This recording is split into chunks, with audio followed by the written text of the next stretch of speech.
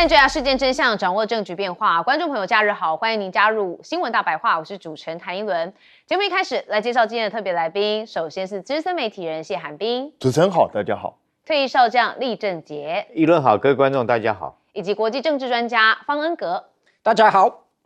好，观众朋友，我们看到美国跟加拿大算是彻底的并斗啊！为什么？我们来看到现在川普就呛加拿大是州长因为一直讲说他们是他的第51州。好，那他也特别讲说，如果以为可以把加拿大变成中国向美国输送商品的转运港，那你就大错特错了。好，川普还特别讲说，一旦加拿大跟中国做成交易，所有进入美国的加拿大商品跟产品就会被立刻课以100%的关税。好，所以你可以看到他又拿关税来作为武器好，所以呢，川普现在对于加拿大直接呛瞎。好，但是呢，我们看到了卡尼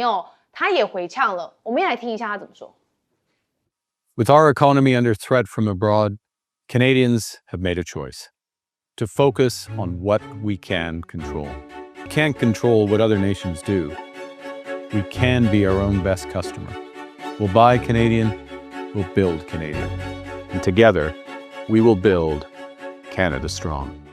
好，卡尼虽然没有直接的跟川普来对冲，但是呢，他也特别呼吁加拿大人要买国货，所以要多多买 MIC Made in Canada。好，所以呢，他就讲说了，这个要用加拿大产品来建设国家。那另外负责美加贸易的部长勒布朗则说加拿大其实并未寻求跟中国签 FTA， 这次的成果是解决几项重要的关税议题。那纽时就有进一步的报道说，其实加拿大跟中国签署协议之前，有向美国贸易代表格里尔预告一些协议的细节。好，协议宣布之后，川普还一度称赞卡尼跟中国签署贸易协议是一件好事。好，所以呢，在川普的眼里看来，就像我们之前说，川剧变脸，一下说人家是好事，而一下又要课征人家100%的关税。那我们看到北京日报的牛弹琴也特别讲说，美国恐吓加拿大，结果中国无奈躺枪，因为川普一下又说这个中加贸易是好事，一下又威胁加拿大要课以100%的关税说变就变，很无奈的中国又躺枪了哈。好，那川普呢嘲讽加拿大贸易协定之后，中国制造的白宫礼品其实也正在热销，所以大家就觉得这样子这个差别待遇就像什么呢？有媒体就质疑只许州官放火，不许百姓点灯的双标，这是加拿大媒体质疑的。当然加拿大媒体不会用这么文绉绉的词语这是我们这个比较华人会用的，但是意思就是双标。好，那也看到了这个加拿大的卡尼特别在世界经济论坛当中的演说，讲到了加拿大中等国家要如何共同合作，以避免成为美国霸权的受害者。他说只是一昧的顺从就无法保护我们免受大国的侵略。好，他的中等国家确实也获了一些声援，所以我们也看到了澳洲的总理艾班尼斯他就说其实卡尼就是加拿大他们其实要在3月的时候访问澳洲，而且对卡尼先前谴责大国拿经济整合当武器，把关税当筹码的说法，好，我们看到澳洲总理艾班尼斯他表示支持。那现在呢，因为这个美国到处都是敌人，不止刚才说的加拿大，其实欧洲这边他也是蛮不屑的，所以欧洲人也是会不屑美国人的我们看到欧洲的游客到美国的人数是正在下滑当中因为这个政治氛围还有购买力等等的因素，所以到美国观光的法国游客人数我们看到在2025年减少了7%。那旅游业的人士就说除了高涨的价格是一个大因素之外，川普这1年来对欧洲的政策，还有政治的氛围，以及也打消了部分游客到美国的意愿。所以有一些欧洲的网友就说其实自从川普第一次当选后，就没有再踏上过美国的领土，他们是宁可把钱花在别的地方。所以看得出来美国跟欧洲有一些紧张的氛围已经导致有一些这个旅游跟这个日常生活的状态，民众会有感觉的。好，那加拿大的防长麦坚尼也特别有呛川普。好，主要是因为川普先讲了一件事情，他在一次采访当中讲说，我从来不需要他们也从来没有真正要求过他们什么。说他们派了一些部队去阿富汗，但一直待在后方，远离前线。好，他讲的就是加拿大跟北约哦，他就用他们来形容。好，但是呢，加拿大人不是这样看的啊，所以你看到加拿大防长麦坚迪哦，他马上就反应了，他就说啊，加拿大人永远不会忘记加军为美国还有北约在阿富汗做的牺牲。他说我们跟美国还有其他北约盟国是并肩作战的。好，因为川普不是讲了吗？你们都在后头远离前线，那这就引发了加拿大防长不满了，就说不是哦，不是这样子哦，我们的事实上面哦，其实是一直并肩作战的。好，那当然我们看到川普就说嘛，北约的盟国在阿富汗是远离前线的，这也引发了丹麦的总理哦非常的生气啊，他说美国总统质疑盟军士兵在阿富汗的尽心尽力，这令人无法接受。他强调丹麦是北约当中人均兵员损失最多的国家之一。我们都损失这么多了，你既然还说我们是远离前线，这当然会让丹麦人不舒服嘛。好，那当然现在川普啊，好像也有稍微tackle一下哦，因为他也有提到英军在阿富汗大约有457名士兵阵亡。好，就说英美关系是牢不可破的情谊纽带。那英军拥有无比的勇气跟精神，除了美国以外是无人能及。所以他刚刚不是讲北约盟军是远离前线嘛，似乎也引发了英国一些不满，所以他赶快来补救，点名说英军很棒很棒。好，那其他的盟友又怎么看呢？那当然现在川普把整个世界局势搞得非常的混乱跟动荡，所以我们还是看到一开始他跟他的厝边隔壁加拿大明明就可以很好的相处，但他就不行，除了51州之外，他现在还一直不断呛卡尼。我们先问彬哥。其实川普说的是说，如果中国大陆的商品透过加拿大当转运站，然后进入美国的话，他要课100%的关税。那实际上加拿大这次跟中国大陆谈的这个双方的贸易的事项，并没有这个东西，所以我觉得川普在讲一个还没有发生的事情，所以我觉得应该他也不会去对加拿大课关税。但是我必须说，川普持续不断的去讲加拿大是51州，然后对加拿大进行这样百般的这样的羞辱。我想加拿大人内心应该是越来越愤怒，所以卡尼当然选择不要正面跟川普起冲突，可是他的讲法也就是加拿大人要自立自强，大概就要自己靠自己，所以他也要想尽办法，就是去开拓与其他国家的贸易的相关的关系。那可是加拿大毕竟就在美国旁边，你再怎么闪，你不可能闪掉你跟你的最大贸易国就是美国这个事实。所以我觉得对加拿大来讲，这个现在整个战争才刚开始而已，我觉得这中间还有非常多的困难跟挣扎期。那加拿大要转型恐怕不是那么容易的一件事，所以美国接下来还会怎么施压，就要看川普怎么想。但川普有的时候他讲归讲，他也不一定会去做，所以他有的时候就是讲讲而已。那也没办法，就是他是一个多变的人，可能今天说这样，明天说那样，后天又说那样，所以不晓得你也不能把希望寄在他身上，所以只能够想尽办法让自己开拓更多的这个经济市场，然后再看看自己的国家是不是能够顺利的存活下来。那可是川普也不是只对加拿大这样，他对欧洲也是这样，他对很多国家都是这样。所以在这种情况下，现在越来越多的国家会觉得说，美国大概不再是一个非常可靠的伙伴，不像过去那么稳定。所以你看，最近络绎不绝的一大堆国家，对，都跑去访问中国大陆。这并不代表他们喜欢中国大陆，也并不代表他们真的想要跟中国大陆发展什么样积极的关系。但至少他们要先稳住跟中国大陆之间的关系，因为世界第一大市场已经开始出现变化，那第二大的市场，他们必须要赶快掌握住，不然就会出现状况。那当然，川普对一直在呛欧洲，欧洲人会倾向于比较不想去美国，这也是很正常的情况，人都有情绪嘛，所以我觉得这个倒没什么，只是这会不会发展成一个长期的现象，这就有待观察了。因为照理来说啦，今年美国要期中选举了，理论上来讲，川普的作风应该会相对比较收敛一点，可是目前还没有看出这个迹象，好像他还是想到什么做什么，所以我觉得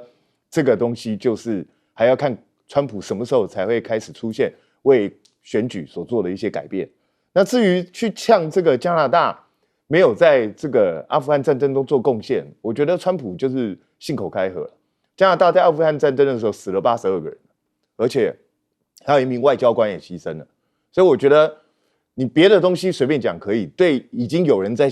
这场战争中牺牲，然后你去呛他们都躲在后方，我觉得这是很不厚道，也难怪英国啊，就其他这些国家，丹麦都很生气，因为丹麦死了44个人，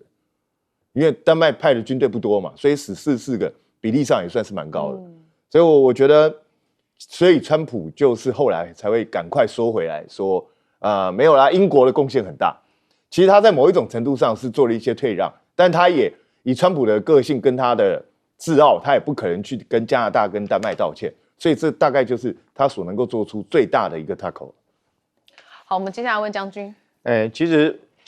川普讲这些对于丹麦讲这些话真的是忘恩负义、过河拆桥，得了便宜还卖乖。其实美国跟欧洲的这些盟友盟邦他每一次从第一次世界大战一直到近期的阿富汗战争，这些盟友可以说是情义相挺了你要知道，每一次这个美国要出兵打哪一个国家，譬如说伊拉克或者是阿富汗，当然他都是以这个盟军的名义，他是主要是为了要师出有名嘛，表示说不是只有我美国一个国家要去攻击伊拉克或者攻击阿富汗，所以说他在联合国里面号召这些盟友共同加入他的联邦，事实上就是美国自己想要去攻打这些国家。那当然，当这些国家这个牺牲奉献，帮着你美国去打了仗之后，就你反过来，你川普这时候去用讽刺糟蹋这些国家这个忘掉人家国家对你的帮助，对你的这个军事上的资源，忘了人家的牺牲甚至反过来讲这些羞辱人家的话，真的是忘恩负义到极点。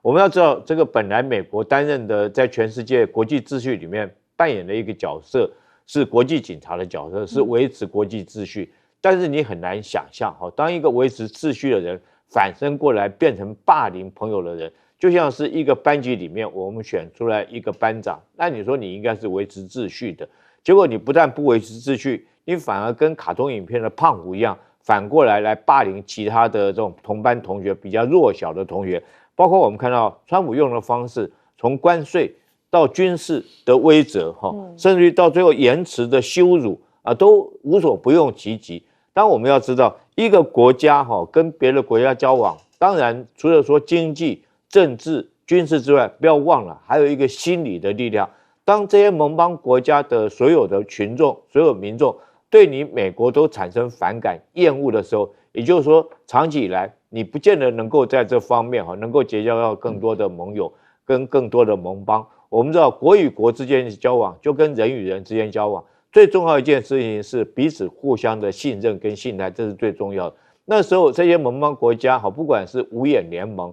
或者是北约就是会把你当老大，那不就是因为信任你，所以才帮你当老大吗？那你现在当老大，你反过来欺负自己人，你反而我们看出来，川普这段时间他的所作所为，第一个可以说是欺善怕恶，他欺负一些弱小的国家，包括到委内瑞拉这些国家用关税也是一样，欺负一些这个经济体量比较小的国家，所以他是这个欺善欺负这些国家，军事上面也是一样，不管打叙利亚或打哪些国家，都是欺善的一个行为。那怕恶，其实真的要面对这个中国跟俄罗斯这两个大国的时候，我们看到川普表现出来是这个胆小慎微了我们从在跟普京在阿拉斯加的双方见面。就看得出来，那时候川普摆出来一个盛大欢迎普京的场面，甚至于在会谈过程之中，最后两个人还共乘一车这个可以说是我们不敢说是巴结了但是最起码对普京是这个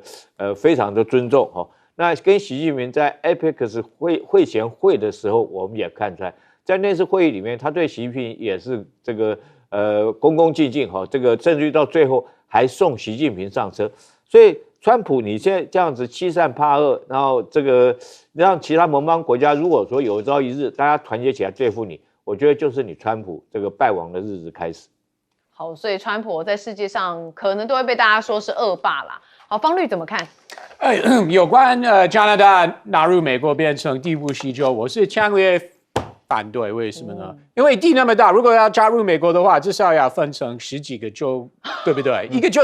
哪有那么大？所以我这方面我跟川普的想法有点不一样。但是川普他重新提这个地部西州的事情，因为他去年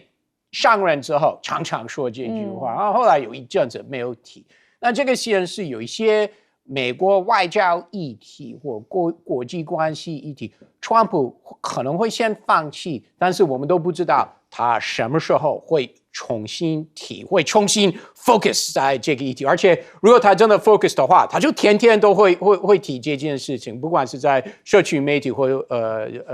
接受联访的时候，他就会提了。我就另外一个例子，去年上任的时候。那个时候，英国跟 Mauritius 有签有关这个查格斯群岛的主权协议。那个时候，川普说 OK 无所谓，我支持。那突然最近，川普重新提这件事情，说我反对了。所以就有点像加拿大变成第五西州，我们真的不知道哪一个国际议题川普会突然重新提。那另外一个是巴拿马运河。他去年上任的时候，一直讲这件事情，但是真的已经有一阵子他没有提，那我们都不知道他随时什么时候会重新提这件事情。所以这个是不管是哪一个国家，旁边的加拿大、欧洲，我们这边印太地区的国家领袖都要注意，你真的要 all the time 要准备，因为你不知道川普什么时候会把焦点放在你的国家了。那有关这个贸易方面，其实川普还是想跟中国大陆达成一个贸易协议，所以他可能有一点，或许是一点羡慕其他的国家是已经跟中国有达成贸易协议，所以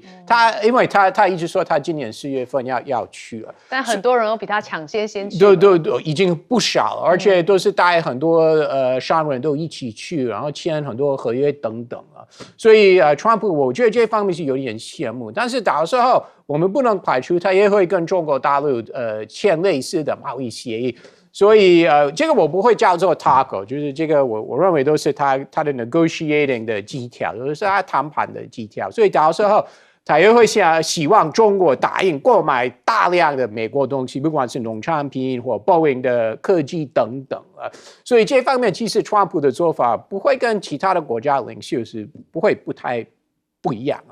但是有关这个他批评北约国家在阿富汗的贡献，这件事情我相信欧洲人是永远不会忘记了，连右派的政治人物跟领袖，我说欧洲右派他们这次不会为川普说话了，他们必须站在他们自己国家自己军人的 honor跟贡献等等，所以我相信将来3年就是。除了政治人物的关系，但是一般欧洲人可能跟不太喜欢我们美国人了。对，这样看起来是美国人会成为世界的某些部分国家的。还好你们台湾人还非常喜欢我们。对，我们不一样。对，所以有些人也是说，那不如就是51州。对，好，我们不要再多讲了。好，我们休息一下，马上回来。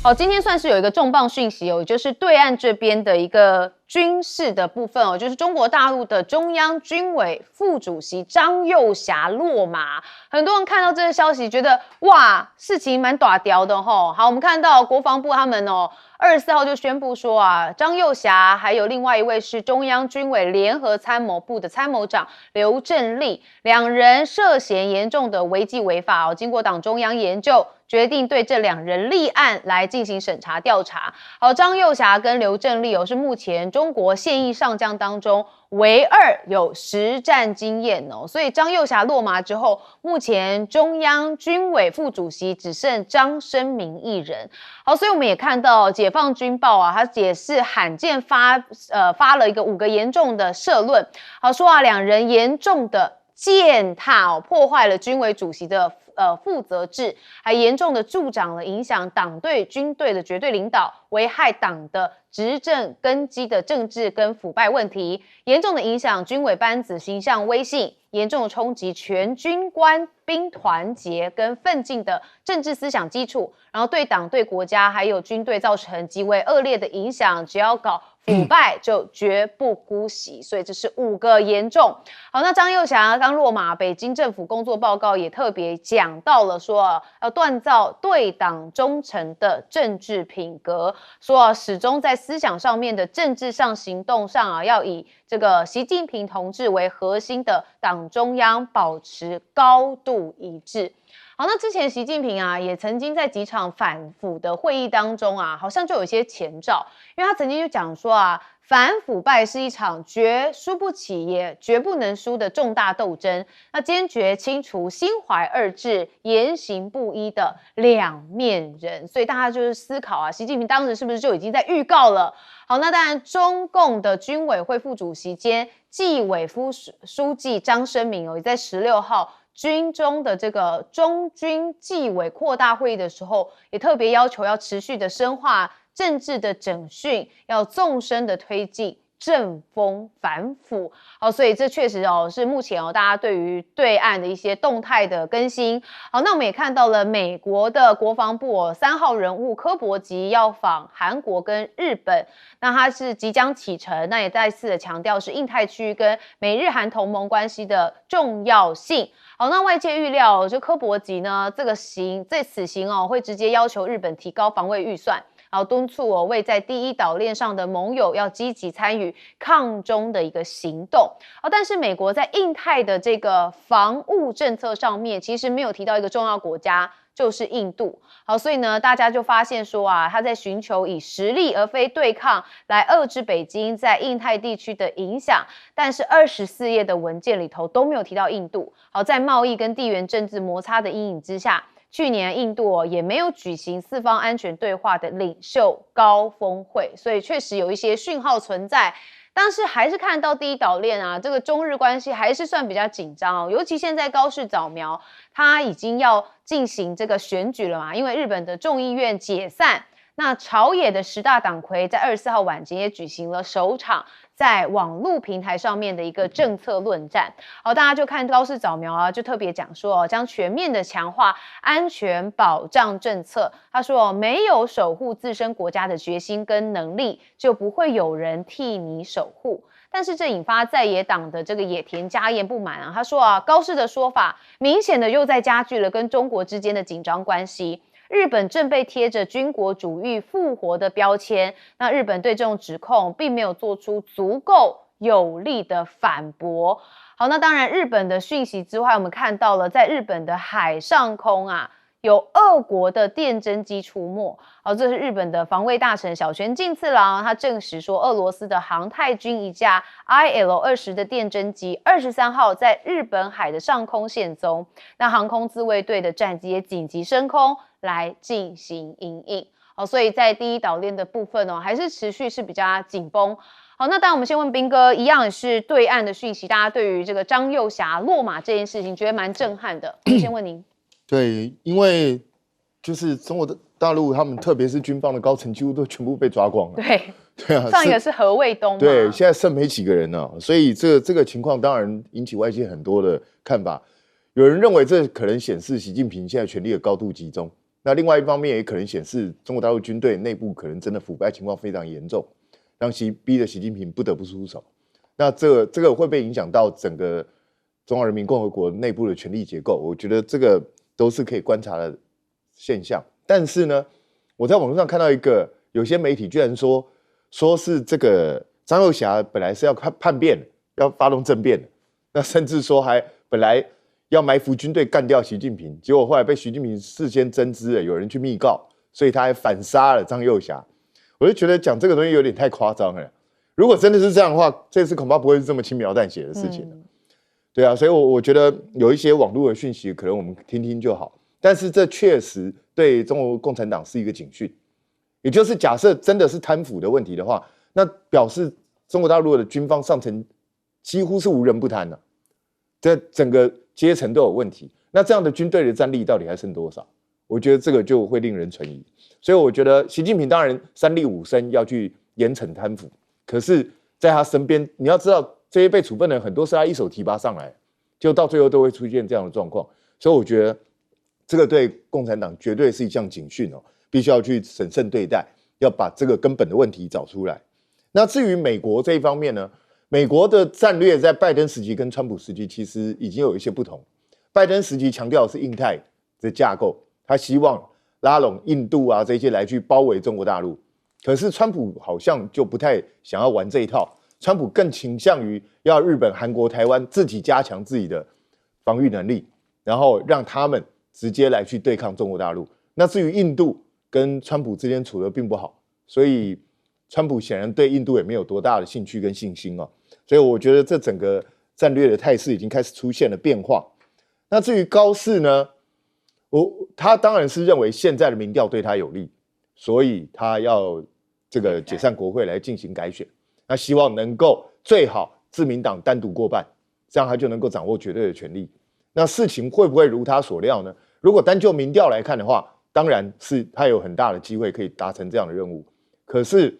你也可以看到，从另外一侧反映，就是日本有超过50%以上的民众其实是反对这一次解散国会。那甚至包括过去跟这个自民党合作的这一些党派，都觉得这个时候解散国会其实是有疑虑。所以我觉得，反正很快就见真章了，我们就看高市的豪赌会不会成真。好，将军怎么看？从这个大陆他们从20大以来这3年时间总共这个落马了28名上将。哇！所以说你看看这个，我觉得现在上将这个职务在中国大陆是一个高危险的工作这个3年以来就28名，当然就像韩明刚刚所讲的，如果说28名都是因为贪腐，我觉得一个当然第一个表示出来说，大陆来讲，他只要到高层这个贪腐可能因为军队里面可能他就比较有容易上下其手，尤其是其中的包括火箭军的部分，它的油水特别多当然第二个表现出来是不是习近平确实在这方面下达了决心，宁可动摇军本，也要彻底将贪腐拔除根除那大陆的他们这体制军事体制里面有一个中央委员会，中央委员会是管理这个解放军高层的人事，还有国防建军等等。他这个总共有7个这个委员，这7个委员其实你知道他们权力有多大呢？包括董军，他国防部长都不是这个7个委员之一都不是军事委员，所以你就知道这7个委员他们的这种所担负的职责或所担负的责任来讲的话甚至于比国防部长还要重要。那这个7个人，从2020年20大这7个里面，现在已经拔掉了5个，哪5个我数给各位听除了这个现在讲的这2位以外这个另外还有李尚福、苗华、何卫东3个人已经誓言被拔掉，所以现在只剩下这个习近平自己是主席没有被拔掉，还有另外一个叫张生民的副主席，可是这张生民也是2025年才补上来的，可见了中共军方高层确实这个习近平真的是宁可动摇军本也要拔到底。那这次很特殊的张又侠事实上他在解放军里面可以说是这个，你可以说功高震主了是不是？因为功高震主就嚣张跋扈。我们有一句话叫做骄兵悍将，因为这个里面解放军高层里面现在真的指挥过军队打过仗的，也就是这个张又侠他是在惩越战争的时候打过仗，而且那场仗他打得非常的漂亮。他那时候担任一个团长，他用一个团去担任防御，抵抗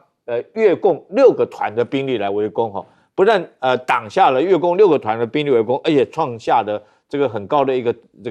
战胜比例那么他总共伤亡多少人呢？总共伤亡他不过才伤亡500个人，但越共来讲总共伤亡了4300人，所以他确实是有战功的。那是不是因为他自己有战功所以在整个解放军的晋升过程之中，因为他有战功嘛又有实战经验，在一路的晋升，但到了这个层级以后，然后他甚至于就这个什么骄兵悍将功高震主了就上下其手。其实，但是他可能没有料到习近平打贪反腐确实是这个不手软我们从这个动作也可以看得到。当然，大家会去推测说，大陆来讲，这个7个军事委员被换掉了5个那会不会对台湾这个会不会影响对台湾的军事作战？我认为是不会，因为他们负责的是军政部分那军令部分，他们军令部分是各军区、各战区自己指挥的。对台作战的所有作战计划、演习计划是东部战区在负责。所以说，对于军事在军令这方面来讲的话，我认为是不会有影响的。但是比较担心的就会不会借着说是内部的这种斗争转移成外部的借由外部的这个转移内部的压力，转移内部的压力。我们台湾这时候要特别注意到这一点。但至于说作战方面的话，我认为是不会有影响。好，方律怎么看？我觉得观众朋友是非常幸运，因为今天有来看 TVBS 听将军的分析，因为我相信今天一定会在其他的电视台有名嘴说，你看中国解放军是被掏空，是只老虎，我们不用担心。我觉得这种思维是非常对台湾国家安全是非常非常危险。中国解放军不会因为某一个将军或十几个将军被抓而没有对台湾有好大的危险，他的武力还在，所以我真的呼吁台湾朋友，你不要因为这件事情，不要因为习近平抓几个人，就认为中国解放军是一个只老虎，并不是。而且我们看在最近几年，每年都有2、3次大规模的军演，那证明不管谁被抓，他们还是有这个能力了。所以这个我真的是，我很呼吁台湾朋友要认真看这件事情，不要因为人家被抓就小看解放军，这种想法是非常非常危险。那另外 Kobe 来访问韩国跟日本，这个算是其实是例行的行程，每一年都要访问，是例行的，对，例行的，每年都要访问。算是盟友国家，对不对？不管是在欧洲或印太地区，其实我觉得值得观察的是，在将来几天，就是在 Kobe 访问韩国跟日本的时候，台湾的国安高层会不会消失了、不见了？那就知道他们有飞去南韩或日本，跟Kobe 见面。那不管是国防部长或国安会秘书长，这些台湾相关人士。那如果真的消失的话，那很有可能他们是飞去日本或南韩见Kobe。那如果真的有这件事情的话，那就显示美国还是非常非常注重美台国防关系跟合作。那没有的话，我觉得真的是很可惜，是一个川普政府发给台湾一个算是比较负面的讯息。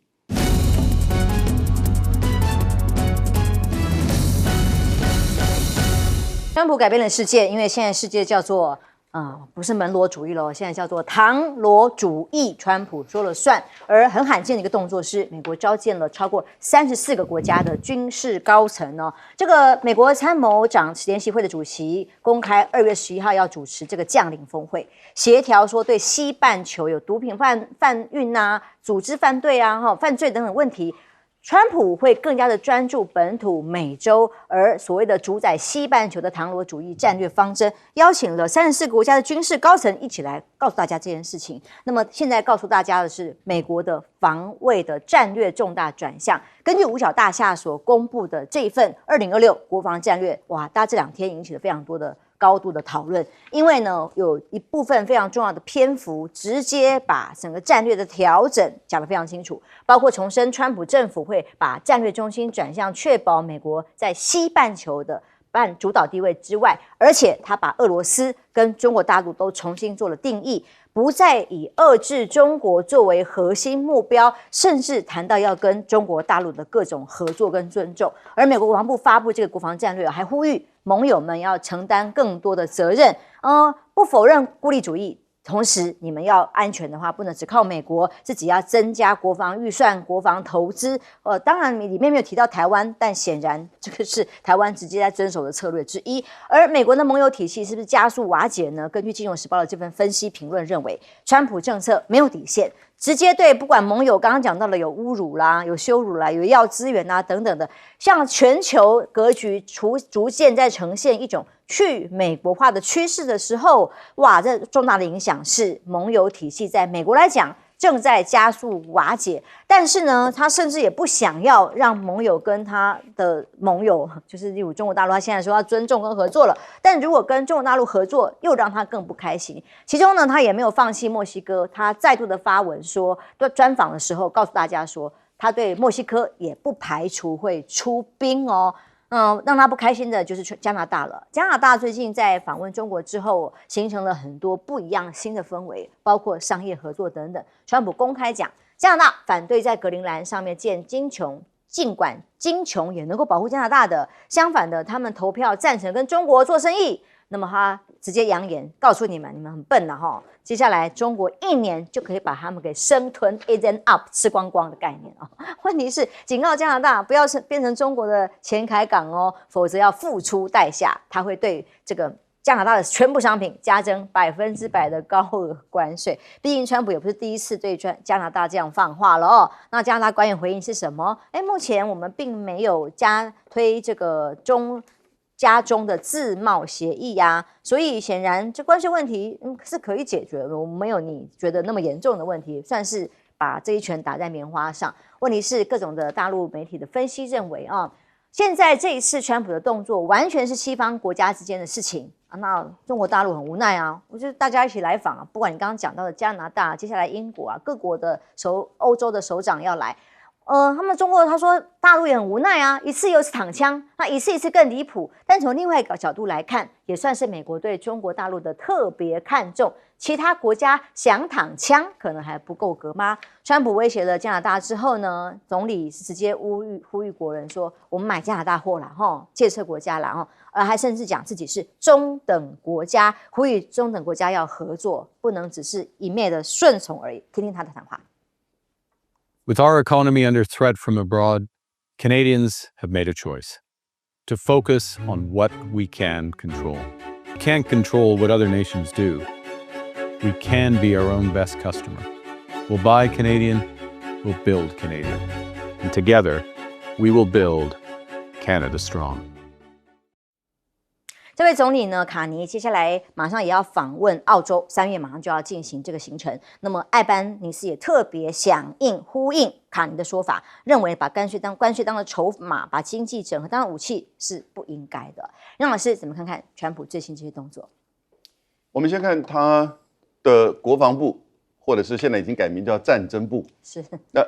这2天发表的2026年国防战略，其实简单来说3个内容。第一个，美国现在已经不再把中国视为当下眼前最大的威胁，这跟过去完全不一样。没错。不过中国大陆也不要松懈，因为这种中美之间的权力对抗在历史上这是绝对的主轴。那第二点呢，也就是在前沿的这些盟邦，它指的大概主要是第一岛链吧，还有部分的北约国家，你们的安全你要自负责任。你一定要自己提高军费，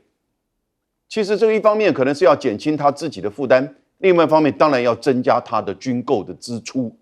这就可以理解为什么他 AIT 的处长开记者会，语带威胁的要求你台湾你要买武器。然后呢，第3点什么意思呢？也就是在西半球的范围之内是我的势力范围，我接下来要做地盘巩固。甚至清洗，我们就看到在做一些清洗了。你看，从委内瑞拉到格陵兰，现在针对加拿大，然后呢，马上可能是北约，这种高压强制的手段很奇特，应该是做老大的，应该要是稍微去，比如说对自己的小弟，还是跟着自己小弟，而且在自己势力范围的，要比较友好、温柔、亲切嘛。你当然也可以有棒子在准备的后面。可是你就直接的拿着棒子来打，又不是来打电动玩具，那大家当然就会反弹了。是，那卡尼的反弹是最有格调的，最有骨气的。我现在作为加拿大人看了卡尼的这个发言我看了他们那个报纸的媒体，甚至一些评论哇，感觉到从来没有感受到作为加拿大人这么骄傲的一天。因为以前什么篮球啊、冰上曲棍球啊，通通都是跟美国一起的嘛。加拿大输出的产品70%去美国，那排名第2是中国大陆，但只有占7%。可是70%是什么东西？黄金、白银、铜矿、原油、天然气、木材，你这些美国不要吗？你能够制裁吗？而且这些企业大部分还是美国的一些企业去投资跟加拿大合资做的，所以加拿大也不是很怕你。美国这什么制裁100%，那讲大话。然后你现在看到中国大陆，我跟各位报告，我整理了一下，光今年1月份现在才25号，对不对？已经爱尔兰的总理前往访问，爱尔兰总理上一次是14年前，已经韩国的总统李在明前往访问，他上一次访问是6年前，已经加拿大的卡尼总理也去这个北京访问，上一次加拿大的总理是8年前去的，现在正在北京的是芬兰总理，那上一次他去的时候是6年前，下个礼拜马上应该讲这个礼拜了，英国的首相也要去了，所以各位光是1月份就有5个西方的国家，过去都跟着美国这个为首是瞻的国家，现在通通都在前往中国大陆。那相对于你看美国川普的这样子一个动荡，尤其他还对内部的采取这种极度让人无法想象的爱死人的这种对美国国民的这种枪杀行为，你就觉得全世界现在已经动荡到连西方国家都知道，目前相对于美国比较稳定的、比较可预测的另外一个强权就是中国了。那这个时候当然你要跟他去交好，为什么？你发现到你可能面临到美国的市场被强制的失去，或者是科高关税，你主要的另外一个市场，而事实上大多数这些国家的第一大贸易伙伴，其实除了加拿大之外，都是中国。加拿大、英国之外，其他都是中国是他们第一大贸易伙伴。以前不过是在美国的压力跟引导之下，跟着美国后面喊国家安全的因素考量，所以我们要排除掉、割舍掉跟中国的这个关系，不管是投资、贸易，甚至华为。那现在呢？你看到英国的首相要前往北京访问之前，大陆在英国的这个大使馆买了一块这个过去的历史建筑但是呢要重新盖，那结果英国就拖，就是不让他，他觉得一个中国大使馆在我伦敦这么大的一个，好像显现出一个强权在我这边插一个旗子，那媒体都这么写，结果呢，现在发觉到美国的大使馆更让他们觉得难堪所以呢，那个英国的首相就马上就同意批准了，然后呢前往北京访问。各位，国际政治的变动非常的迅速而且混乱，那真的是让我们目不暇接。大东老师的确包括欧洲国家、北极圈国家，现在要不就正在中国或在往中国的路上。那对于川普来讲，当然是看不下去，所以他才要去呛加拿大呀。对，因为加拿大卡尼讲的非常直白了。他里面我记得他演说里面有一些话，其实非常的大家印象深刻。那基本上他意思是说我们所期待的样子，但是不是我们所能够操之在我的。这世界的运行按照他的方向走，但是我们可以做一些我们的因应。他的大白话文就是如此所以可以看到，其实过去卡尼其实对中国大陆也未必这么的相对友善，还是有些议题他不假辞色。可是让他这个去中国大陆访问，国事访问，而且是这么多年来加拿大总理的第一次。我觉得后面唯一的可以解释的因素就是川普因素，没有别的可以解释的因素所以他在他的政策上的操作采取比较平衡的或是比较避险的一个方法。那么刚才提到这个美国公布的国防战略报告，其实是很有趣的，因为怎么说，有些地方其实是没有太意外。什么地方不意外？因为基本上我们知道NDS 国防战略应该是要依循所谓的去年12月所公布的国家安全战略报告的这个指导了所以它是一个比较下位的一个重要文件。的确里面很多这些重点包括刚才所提到的美国本土优先、西太平洋以实力获致和平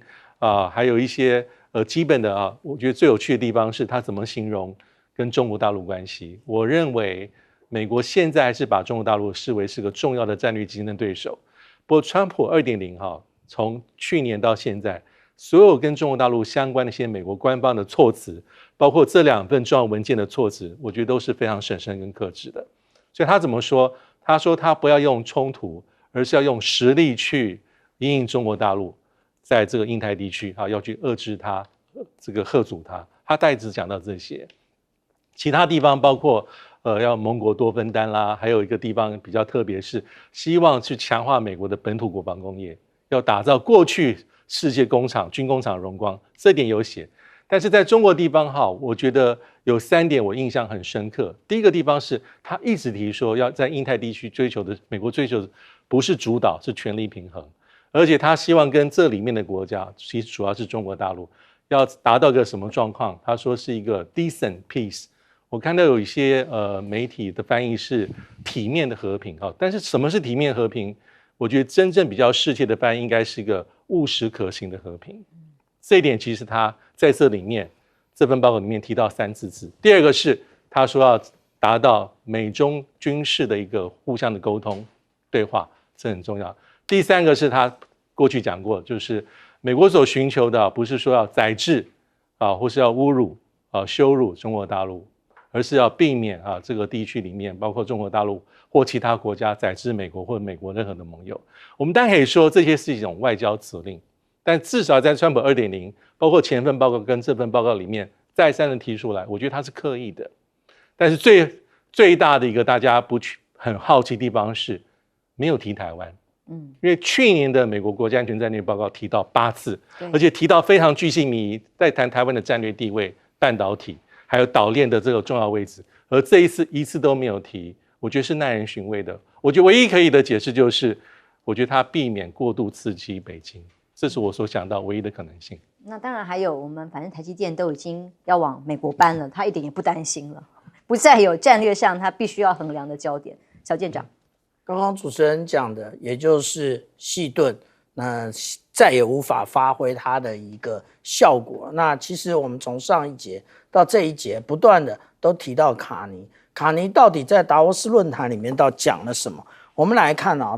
卡尼讲的，他讲说他的讨论的是世界秩序的断裂，然后他讲说以规则为基础的秩序，对，这就是美国之前常常在讲的事情。他讲说正在褪色，强者想做什么就做什么，他指的就是美国。那弱者只能承受其必须承受的。那这个如果说中等强国必须要那个携手行动，不然的话，那个不在餐桌上就会在菜单上。那其实卡尼的这个话哦，也就是告诉大家，其实美国已经不是以前的美国了。那川普无底线的一个对于全世界各国的霸凌呢，其实催生出来的，也就是全世界现在通通都在去美国化。那至于说五角大厦刚那个公布的这一个国防战略报告啊，我们就可以看得到这个里面啊，他到底讲了什么？他不但讲他们自己未来，他还把过去顺便骂了一顿。那也就是说呢，他讲说冷战结束之后，美国有绝对的优势，或成为世界上最强大的国家。那但是呢，这个冷战后的阶层以及外交政策并没有珍惜和发展这一些来之不易的优势，然后他们甚至呢助长了对手。这是我们在看到说这一个战略报告里面，先把过去的领导人先骂一顿。那至于说呢，他对于美国未来的，他其实有一个章节特别讲到叫做保护美国。那这里讲到的就是美国边境，其实也就是他为 ICE 的所有的动作进行合理化以及合法化。另外，海上通道的安全，以及透过金琼计划以及重新聚焦对无人机的威胁来捍卫美国的领空。其实到底有多少的无人机可以飞到美国领空？美国应该想一想，那个到底是优浮还是无人机啊？那另外呢，对于印太地区，它的重点呢，讲到说，其实以实力而非对抗的来遏制中国。这一个话，其实我们很早以前就听过了，也就是当时在这个高市早苗他在讲出那一串不适当的话的时候，川普接受 Fox 的一个访问的时候，他就特别讲到，他说如果你要应对中国，那其实呢你必须要从实力出发。所以现在美国强调的也就是实力跟中国大陆来交往，而不是说直接的来对抗。为什么？因为美国现在无论是在装备、战术以及战略上面都落后于中国大陆。例如说，我们看看中国大陆在飞6代机，美国的6代机在哪里？中国大陆现在我们看到它的一个055不断的下水，可是美国的提冈德罗加被汰除，然后那个星座级的这个巡防舰又要减产，所以美国正在整理它的脚步。全球很多国家的政局都在动荡当中，包括了日本。日本首相很快速的宣布解散众议院这个消息，当然很多在野党认为哇是被突袭了吗？但在这个过程当中，其实竞选过程非常的短。昨天进行了首场的辩论，党魁的辩论。那么在高市早苗他的公开言论里头，并没有把当初对中国大陆的这个立场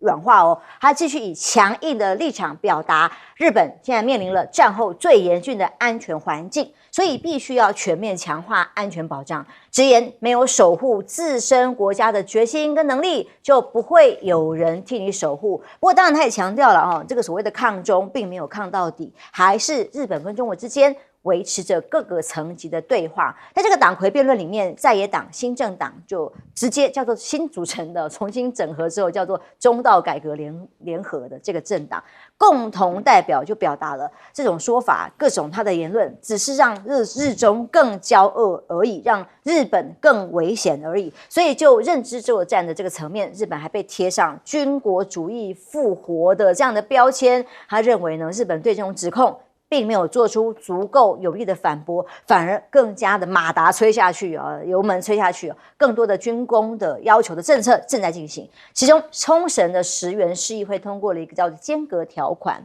那么冲绳一向对于加强军备在冲绳持反对意见的，而且市议会认为呢更多着眼于保护环境，确保周边海域航行安全才重要。那么其中在野党党团的市议员也指出了间隔是国境离岛，应该要事先跟中央政府进行协调，批评这样的做法可能让日中关系更进一步的恶化。当然这也是日中非常敏感的一个神经。俄军最近的动作也让日本非常的紧张，电侦机出没在日本海的上空。那么根据防卫大臣小林金次郎证实俄航太军的这一架电侦机呢，是23日的左右在日本海上空突然出现的，航空自卫队也立刻赶快升空去因应。那么各个航向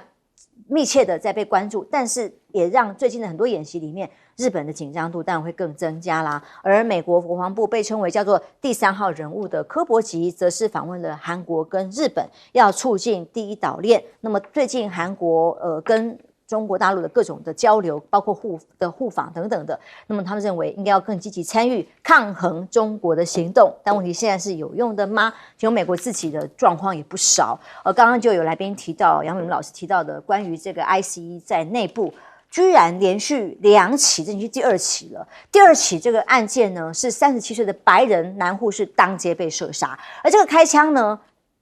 本来所谓 ICE 移民局是说，是因为他持枪要攻击，所以我们必须要自己保护。可是我们透过最新画面可以看一下，被公布出来的画面，发现这个男子被压制在地之后呢，他手上拿的是手机，手上拿的不是枪啊。可是居然这名白人男护理师就直接当街被公然的官方的美国国土安全部的人当街给射杀了。那么因此当然引起的民意非常沸腾。其中在美国明尼苏达州这里发生了罢课歇业，有5万抗议者在零下23度的情况之下来步行抗议，要 ICE 滚出去，数百的商家都关门停业。而川普贴文公布的是，他谴责的是谁？他谴责的是明尼苏达州的州长跟市长，认为呢，这个事件造成的是枪击，是持枪的问题，没有好好的管制，才会造成这种的进一步枪杀这种意外发生。可是人家画面告诉大家了，人家拿的根本不是枪啊，杨文老师。我看的这整个画面没有被这个马赛克的内容他在明尼苏达州其实拥有枪支，而且身上吸有枪支还算是合法的。所以这一位就是被枪杀的37岁的白人，他在抗议 ICE 的过程当中，他身上是有枪，可是他手上拿的是手机。然后呢，他接近的时候，他被几个ICE 的成员按在地上，那他在挣扎。我们看到很清楚，其实慢动作，一格一格的看，他是把他的手机抢走，然后呢，另外一个就对他枪杀，从头到尾没有出现手枪。那这已经是第2起了。上一次是开车的白人女性，这一次呢是这个抗议的37岁的白人男性。所以整个在明尼苏达州现在已经翻了，整个美国都翻了。基本上你作为总统，你的执行者不管什么理由，其实你第一时间你要了解情况，甚至你要去对这些伤者、死亡者，要关心。那如果有执法过当，你当然要道歉，甚至要处理啊。结果川普是从上一次到现在都是一样，不问是非，只讲你活该，就这种感觉。所以我跟你讲，如果这个持续下去的话，年底的美国期中选举，共和党已经不可能了。共和党现在整个你面对我们刚刚讲到川普的对外政策、经济、关税，现在呢，他内部的情况也是一样。那上次讲到的有一个就是小男孩，5岁的小男孩，也是在这个区域，然后呢，放学回家，因为他跟他父亲从厄瓜多过来，2024年有合法的居住的文件，也没有通知他，文件通知他要他离开，要他离开美国。结果小男孩下课之后呢，一直抓住他说：“你带我们去你家。”那爸爸开门，然后把他爸爸抓走。他说：“你可以选择一个小男孩跟你，或者是他留在这边。”那爸爸就让小男孩跟他走，现在关在德州的监牢里面。而美国总统范斯却居然说：“那不然要让这个小男孩在外面冻死吗？”这已经毫无血性、毫无人性了。这你看到了美国的内部的状况啊，我觉得其实在特别明尼苏达州，为什么呢？因为川普就认为这个是民主党州，这个从州长、州务卿、市长到这里面居住的人，通通都不是我的选民，不是我的支持者，不需要像我的选民，我对待的美国人一样对待这些人。而他们保护的这些非法移民，他们的抗议一定要立即的处理。所以呢，如果被打死，活该，这个真的就是他这么讲的。我觉得美国现在已经完全不是我们过去所认知到的美国。那这种动荡，它已经从国际到国内，然后呢，严重的违反秩序、人性。而川普呢，似乎还一丝没有停下来的这种感觉。全世界就像《纽约时报》所讲的，川普让世界看到了美国的威胁。休息一下，马上回来。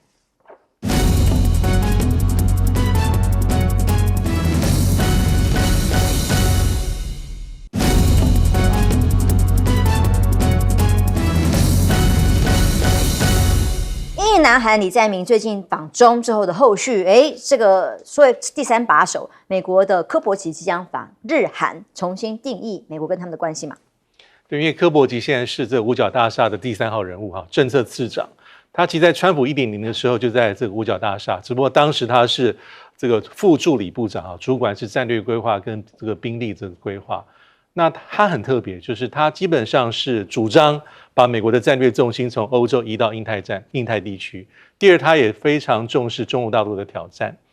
所以这一次我们刚刚提到的美国新出版的这个国防战略报告里面，他其实就是实质的灵魂人物跟撰写者，只不过最后出炉的那些文字是经过修正之后的，经过认识之后的就是没有那些很尖锐的这个美中对抗的文字但他去的重点。既然去日本跟韩国，就是要完成他这个在报告里面所提到的，你们都应该提升这个自我防卫的能力，还是要把国防预算提高为要多分担你不能搭便车不能事事靠美国，你要自己自立自强。那刚才讲的这个日本这个高市早苗的改选国会，我觉得如果是以一般民意来看的话，当他有这样做决定的时候，其实高达50%多的日本民众是不赞成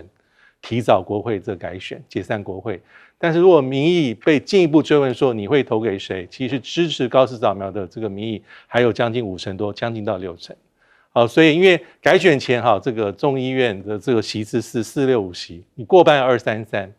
那所以说改选之后，一般的预料高市早苗假设跟他的这个联盟的执政应该会比现在更好一些些，因为目前的自民党基本上就是不到300席，靠了这个所谓的这个日本维新会。再加上去年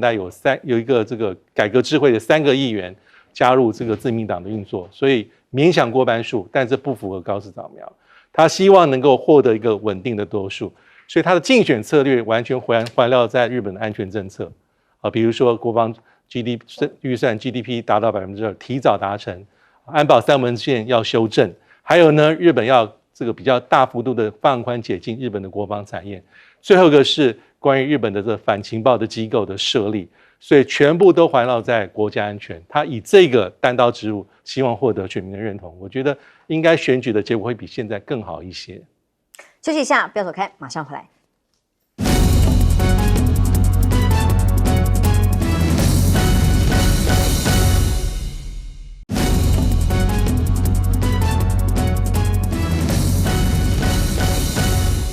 日本首相高市早苗直接解散众议院，那当然台湾有事这个事情他没有让他降温，继续在用这个议题炒作国内的选情。其实高市早苗就是想要维持现在的温度啊。我们看到啊，其实他23号宣布这个解散众议院啊，然后他要在2月8号进行投票，那短短的只有16天啊，而且这个选举过于频繁了，1年半之内已经办了第3次了。那所以也就是其实高市早苗算定啊他的高支持度，但是他的支持度已经不能跟去年相比了。去年的12月他的支持度高达67%，那现在他的支持度只有57%，这个也就是他要解散众议院的重要原因。也就是如果等到这一个相关的产业，例如说观光旅游业的这个衰退越来越明显的时候，它更难选。那个我们看到啊，其实对于这个日本来讲，它的观光旅游业是仅次于